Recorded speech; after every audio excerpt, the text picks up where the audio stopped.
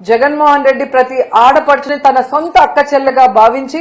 వారి పసుపు కుంకుమలను కాపాడాలి, వాళ్ళ భర్తలు, వాళ్ళ అన్నదమ్ములు, వాళ్ళ కొడుకుల ఆరోగ్య పరిస్థితి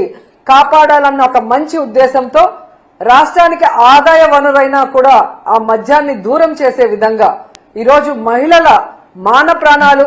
వాళ్ళ పసుపు కుంకుమలు, వాళ్ళ మాంగళ్యాల్ని కాపాడే విధంగా తాను అధికారంలోకి వచ్చిన మొదటి రోజు నుంచే ఏ విధంగా 43,000 బెల్ట్ షాపుల్ని రిమూవ్ చేశారు. అలాగే మీరు చూస్తే బార్లని ఏ విధంగా తగ్గించారు, పర్మిట్ రూమ్లని ఏ విధంగా రిమూవ్ చేయడం జరిగింది. అలాగే కొత్త బార్లకు గానీ లైసెన్స్ ఇవ్వకుండా, కొత్త డిస్టిలరీ లైసెన్స్ ఇవ్వకుండా మరి ఈ వైన్ షాప్స్ ని ప్రభుత్వ షాప్స్ గా మార్చి టైం కూడా ఏ విధంగా దగ్గరకు చేసి మరి ప్రజలకి మద్యాన్ని దూరం చేస్తూ ప్రజల్ని కాపాడుకుంటూ మహిళల్ని కాపాడుకుంటూ ముందుకు వెళ్లాడో ఈ రాష్ట్రంలో ఉన్న మహిళలందరూ ఈ రోజు మళ్లీ ఒకసారి గుర్తు చేసుకుంటున్నారు. ఎందుకంటే ఈ రోజు ఈ రాష్ట్రంలో నారావారి ఈ కల్తీ సారాతో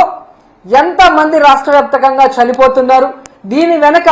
అంటే ఈ రాకెట్ వెనక పెద్ద పెద్ద వాళ్ళు ఎలా ఉన్నారో